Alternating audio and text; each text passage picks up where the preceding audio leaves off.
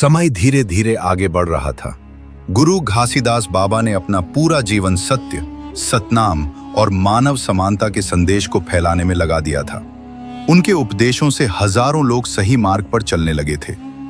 जैसे जैसे उनकी आयु बढ़ रही थी, उनका शरीर कमजोर होने लगा, लेकिन उनके मन की शक्ति और विश्वास पहले से भी अधिक मजबूत था। अंतिम दिनों की झलक। अपने जीवन के अंतिम दिनों में भी बाबा लोगों को शिक्षा देते रहे।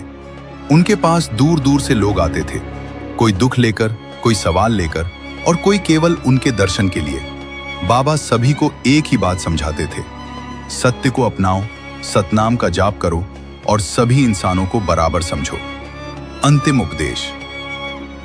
एक दिन उन्होंने अपने शिष्यों और अनुयायियों को अपने पास बुलाया। वातावरण शांत था और सभी के मन में एक अजीब सी भावना थी कि अब कुछ विशेष होने वाला है। उन्होंने धीरे से कहा, यह शरीर एक दिन समाप्त होता है, लेकिन सत्य कभी समाप्त नहीं होता। सतनाम हमेशा जीवित रहेगा। उनकी बात सुनकर सभी शिष्य भावुक हो गए। अंतिम क्षण धीरे धीरे उनका स्वास्थ्य और कमजोर होता गया, लेकिन उनके चेहरे पर हमेशा शांति और संतोष दिखाई देता था। सन 1836 ईस्वी में उन्होंने शांत मन से इस संसार को अलविदा कहा। यह एक प्राकृतिक निधन था। उन्होंने किसी कष्ट या भय के बिना शांति से अपने प्राण त्यागे।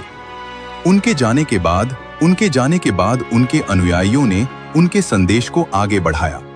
आज भी छत्तीसगढ़ और पूरे भारत में लोग उनके बताए रास्ते पर चलते हैं। उनकी मरण कथा से सीख, जीवन अस्थायी है लेकिन सत्य अमर है। अच्छे कर्म और सच्चाई ही इंसान को महान बनाते हैं।